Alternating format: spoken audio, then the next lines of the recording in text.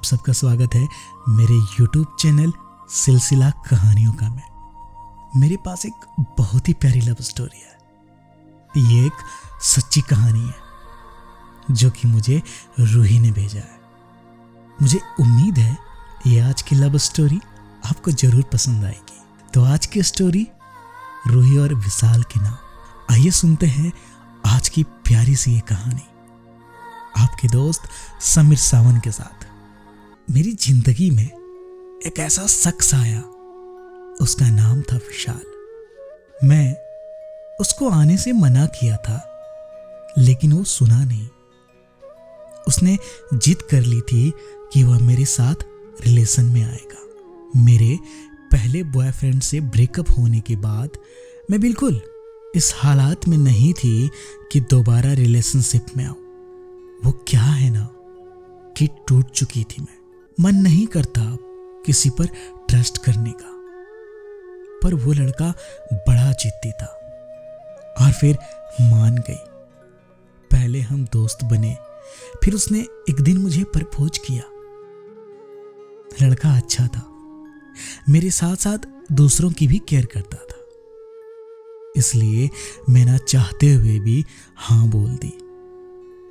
हमारी कॉल पर ढेर सारी बातें होने लगी। यूं कहें तो हमारी लव स्टोरी शुरू हो चुकी थी। एक दिन मैंने विशाल से पूछ ही लिया, विशाल मुझसे शादी करोगे ना? उसने कहा हाँ क्यों नहीं, तुम तो मेरी जान हो और तुम मेरे लिए ही बनी हो रूही।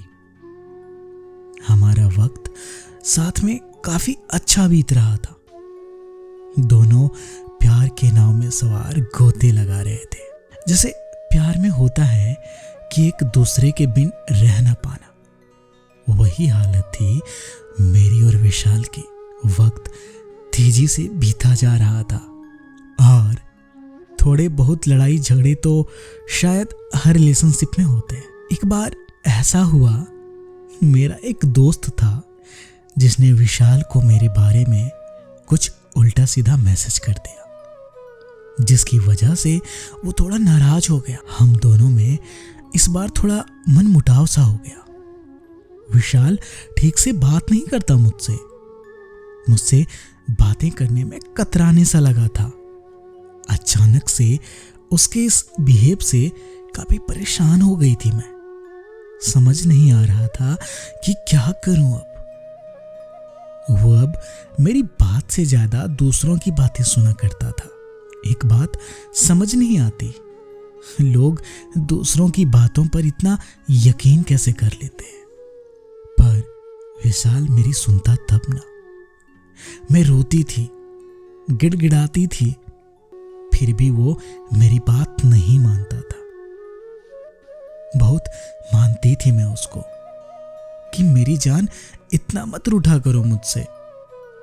यूं ही मुझको तुमसे कुछ नहीं चाहिए, मुझे बस तुम्हारा साथ चाहिए, तुम्हारा प्यार चाहिए, तुम्हारा वक्त चाहिए।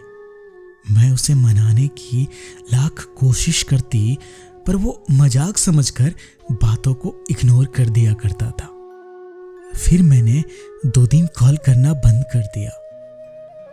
फिर तीसरे दिन विशाल का कॉल आया। उसने सॉरी बोला और रोने लगा। एक बार फिर से हम नेक्स्ट डे मिलने का प्लान बनाए और हम मिले भी। हमने साथ में न्यू ईयर सेलिब्रेट किया। फिर से दिन भर बातें।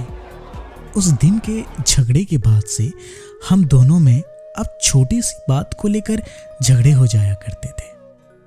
कभी कभी तो बहुत ज्यादा झगड़ा होता था। मैंने सुना है जिन रिश्तों में ज्यादा झगड़े होते हैं वो सबसे मजबूत रिश्ता होता है। लेकिन जब मेरी बारी आई तो शायद वसूल ही बदल गया था।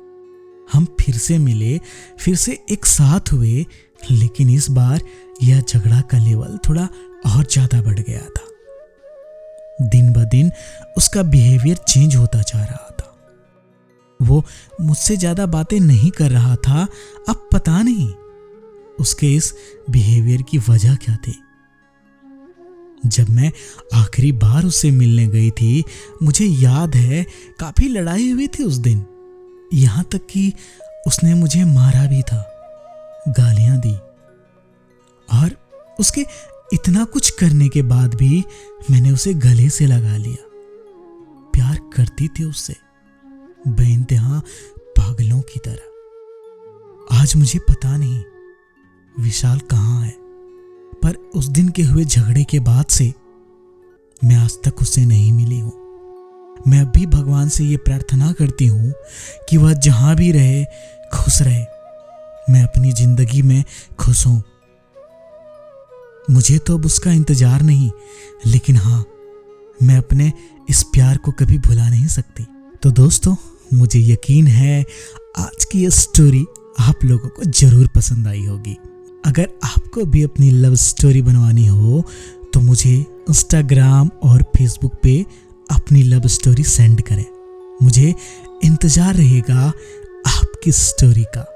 तो देर किस बात की, मिलूंगा यहीं पे एक और नई कहानी के साथ। सिलसिला कहानियों का मैं आपका दोस्त समीर सावंत।